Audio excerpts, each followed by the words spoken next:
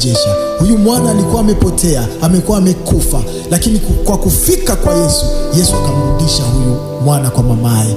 Inawezekana ndoa yako imeharibika, inawezekana afya yako imeharibika, inawezekana watoto wako wameharibika, inawezekana kazi yako imeharibika, inawezekana maendeleo yako yameharibika, furaha yako imeharibika.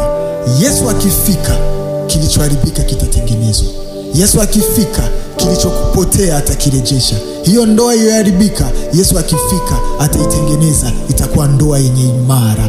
Watoto wako wameharibika, Yesu akifika atawatengeneza na watakuwa watoto wenye kusimama. Kazi yako imeharibika, Yesu akifika ataitengeneza.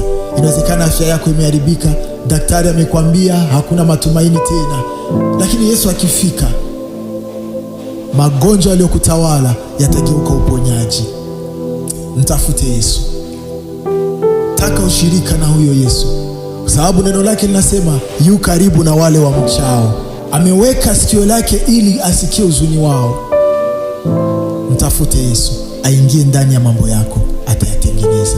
Alifika kwa Mariamu na Martha baada ya siku 4, Lazaro ndani ya kaburi, mwili umeharibika, lakini kwa kufika kwa Yesu, Lazaro akapata uhai, mwili ulioharibika ukapata uzima. Inawezekana mambo yako yamesimama, huoni mbele, huoni nyuma.